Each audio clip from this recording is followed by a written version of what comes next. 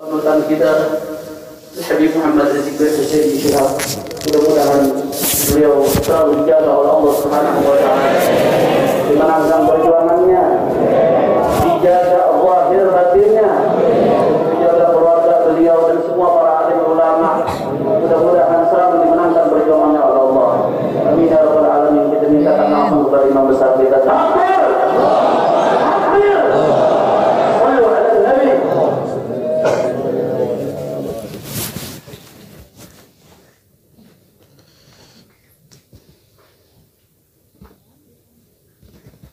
Assalamualaikum warahmatullahi wabarakatuh. Waalaikumsalam.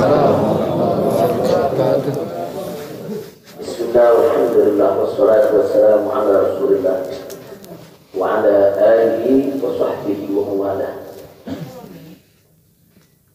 Fi hadha al-maqam al-sharif nu'azzi jami'a ahli bait al-mujahidin al-shuhada. أعظم الله أجركم وأحسن الله عساكم وغفر الله لأمواتكم أجمعين وكتب الله في قلوبكم صبرا جميلا آمين يا رب العالمين. Ahibba'il kiram, dalam kesempatan ini saya ingin menyampaikan beberapa poin penting untuk segenap keluarga para syuhada, segenap pengurus Dewan Pimpinan Pusat Front Pembela Islam, segenap laskar, aktivis dan simpatisan Front Pembela Islam, bahkan untuk seluruh rakyat dan bangsa Indonesia.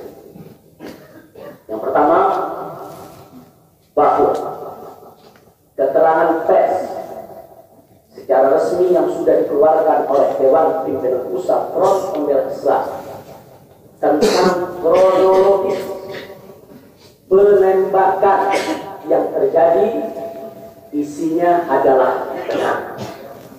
Sekali lagi saya sampaikan, kronologis yang sudah dibuat dan seterkuatkan oleh Dewan Pimpinan Pusat Front Pembela Islam, saya memberikan kesaksian sebagai salah satu saksi korban yang ada dalam kejadian bahwa isi keterangan pers itu benar.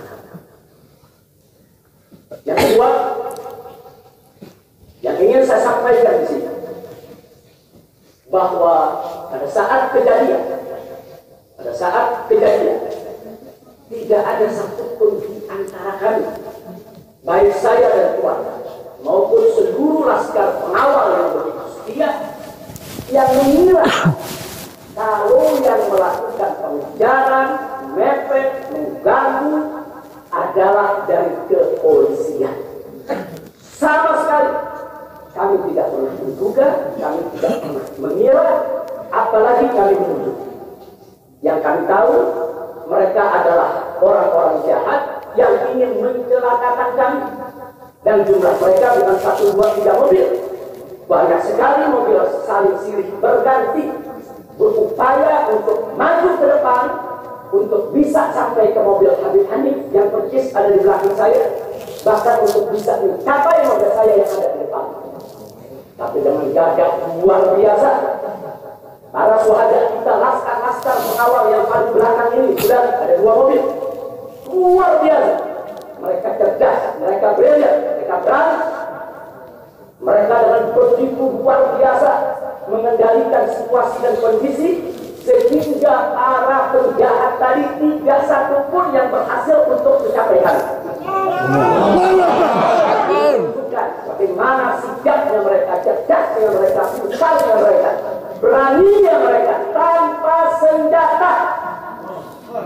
Itu kedua yang ingin saya sampaikan. Dan poin ketiga, bahwa tuduhan kalau pengawal-pengawal kami dipersenjatai adalah fitnah besar, bohong besar, sehingga ada satupun pengawal kami yang dipersenjatai, karena kami tidak pernah mengira sekali lagi kalau kami akan diperlakukan seperti itu. Pengawal-pengawal ini pengawal standar keluarga biasa, pengawal standar keluarga biasa. Saya ada 4 mobil, semua isinya keluarga, anak, mantu, saudara, cucu-cucu kami semua ikut. Ada 3 masih bayi, masih minum air susu ibu. Dan masih ada yang 4 saudara yang di bawah 5 tahun, bahkan yang di bawah 3 tahun. Jadi benar, ya kami sekeluarga semua sudah. Nah, jadi yang ingin saya sampaikan di sini adalah para laskar ini mengawal. Tugas mereka mengawal, bukan untuk mengganggu siapapun. Jadi sudah benar mereka melaksanakan tugas. Ketika begitu banyak mobil ingin menyalip, ingin membahayakan kami, mereka melakukan tugas dengan sangat cantik. Mereka tidak mencelakai orang dengan sangat cantik, yaitu bagaimana mereka mengusir satu persatu mobil-mobil tersebut sehingga tidak berhasil masuk ke dalam rombongan. Dan subhanallah, ya awalnya keempat yang ingin saya sampaikan di sini, dengan takdir Allah, laulahu, tanpa mereka ini para syuhada, mungkin kami sudah digiring ke medan perang saya yang mereka rencanakan. Allah mentakdirkan sesuai dengan kehendak Allah Subhanahu wa taala. Demi Allah, saya dan keluarga siap setiap saat untuk menghadapi mati syahid ya. Mundur serangkah pun juga tidak akan pernah takut untuk menghadapi segala ancaman dan teror. Itu saya sampaikan sekali lagi, 6 laskar yang mati syahid ini, mereka laskar yang luar biasa, mereka laskar yang setia. Bahkan Anda bisa dengarkan dalam rekaman-rekaman yang tersebar, yang viral di mana-mana ya kok. Bagaimana mereka tertawa, saudara senang begitu melihat saya dengan keluarga semua sudah terbebas dari kejahatan. Begitu mereka melihat saya dan keluarga semua sudah berhasil meluncur keluar dari kejahatan, mereka senang. Padahal sebentar lagi mereka akan dibantai, mereka digiring ke medan pembantaian. Dan sampai saat itu kami tidak pernah tahu kalau mereka yang melakukan pembantaian adalah pihak kepolisian. Kami tidak pernah tahu, kami tidak pernah sudut, kami tidak pernah menuduh. Bahkan dalam keterangan pers Dewan Pimpinan Pusat Front Pembela Islam masih dicantumkan orang yang tidak dikenal. Karena kami tidak berani menuduh siapapun tanpa bukti, kami tidak berani menuduh siapapun tanpa saksi. Itu ajaran Islam. Tidak boleh kita menuduh siapapun tanpa bukti dan saksi ya Pak. Tapi subhanallah, tatkala dari pagi sampai siang kami kerahkan laskar-laskar Kerawang dipimpin oleh pimpinannya masuk ke setiap rumah sakit di wilayah Kerawang, masuk ke setiap kantor polisi saudara di Kerawang, menyapu bersih itu jalan tol saudara, setiap rest area didatangi semua dalam rangka untuk mencari para syuhada ini. Di mana mereka? Di mana mereka? Tapi subhanallah, akhirnya Allah buka mulut yang membantai saudara.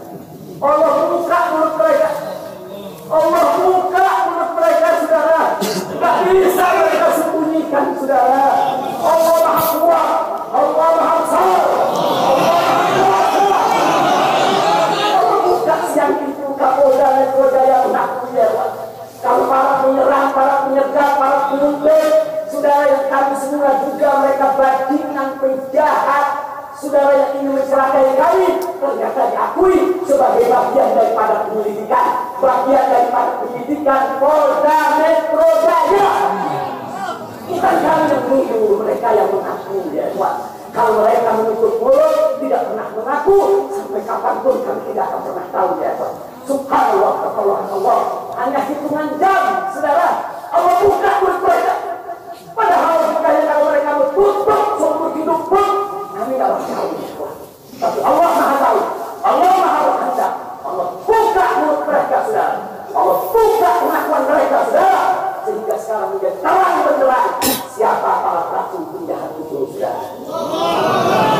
Ini poin-poin penting yang ingin saya sampaikan. Dan semalam saudara kita sudah membentuk tim untuk memeriksa secara utuh bagaimana kondisi daripada 6 jenazah syuhada kita. Saya sudah mendapatkan laporannya secara lengkap. Nanti pada saat yang tepat akan kita adakan siaran pers secara nasional, dan saya sampaikan kepada semua seluruh bangsa dan rakyat Indonesia, kami akan menempuh jalur hukum secara prosedur. Kami akan kejar siapapun yang terlibat dalam pembantaian ini. Kami tidak akan biarkan mereka tidur tenang.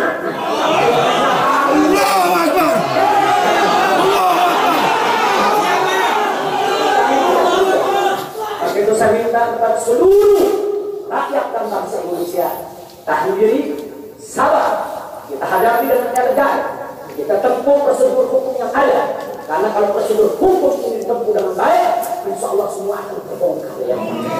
Siapa yang melakukan pembantaian di medan lapangan, sampai siapa yang menjadi otak saudara yang mengatur ini semua akan terungkap. Tapi kalau Anda emosi, kalau Anda berjuang sendiri-sendiri, maka ini akan terkubur, tidak akan pernah terungkap ya Tuhan. Maka itu saya minta sekali lagi, sabar. Sabar.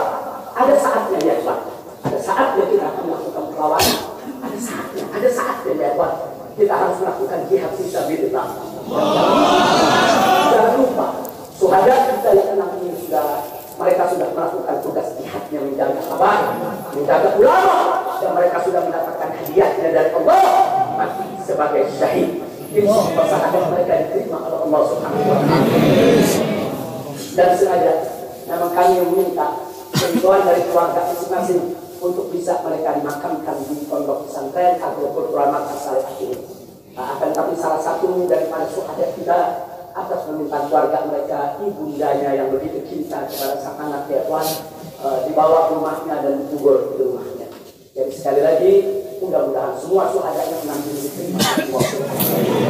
Saya tidak ingin berpanjang lebar lagi, tapi sekali lagi bahwa DPP MPI sudah berkomitmen dengan seluruh ormas-ormas Islam yang ada ya Pak. Anda bisa lihat bagaimana ormas-ormas Islam sudah memberikan pernyataan sikap dan berbagai kalangan, di mana kita kompak semua satu kata bahwa harus membentuk tim pencari fakta independen yang melibatkan semua elemen, yang melibatkan Komnas HAM, Amnesty Internasional. Bahkan kami minta juga Komnas HAM anak untuk ikut berbuat, karena di dalam kejadian itu ada yaitu 3 bayi dan masih ada lagi yaitu 4 balita ditambah 1 lagi balita dan salah seorang anak kerabat kami ya Pak.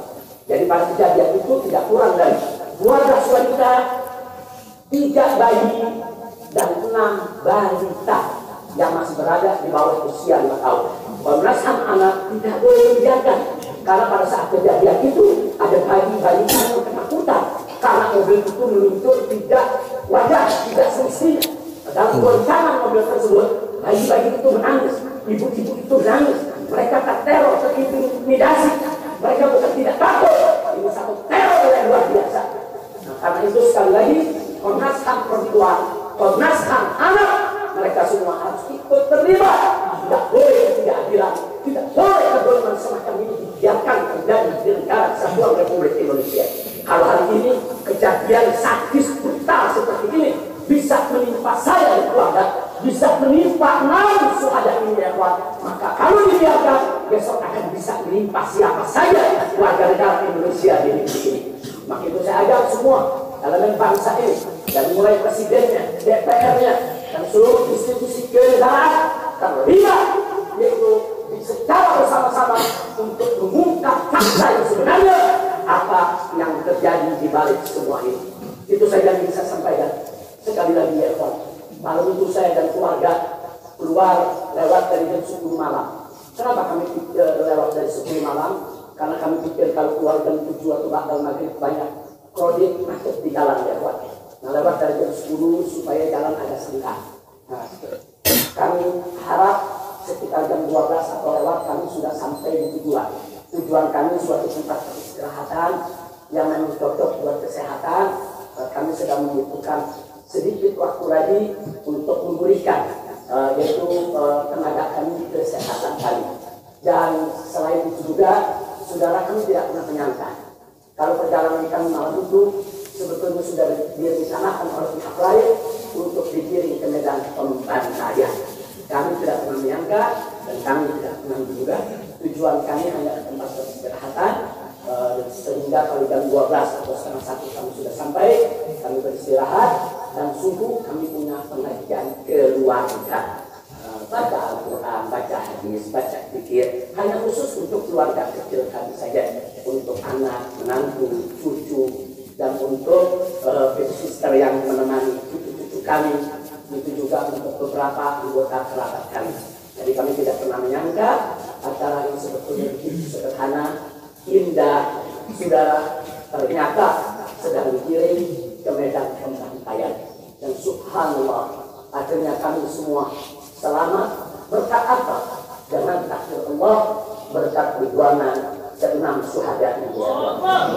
Tanpa perjuangan ke-6 syuhada ini, mungkin kami saat ini tidak bertemu Anda lagi di sini. Maka itu saya sampaikan sekali lagi kepada keluarga para syuhada, keluarga para syuhada, Anda semuanya harus bersabar kepada Allah Subhanahu wa Ta'ala, ridho kepada keputusan Allah, dan jangan khawatir. Keluarga Anda yang kembali kepada Allah ini mati sebagai syahid, Allah akan masukkan mereka ke dalam surganya.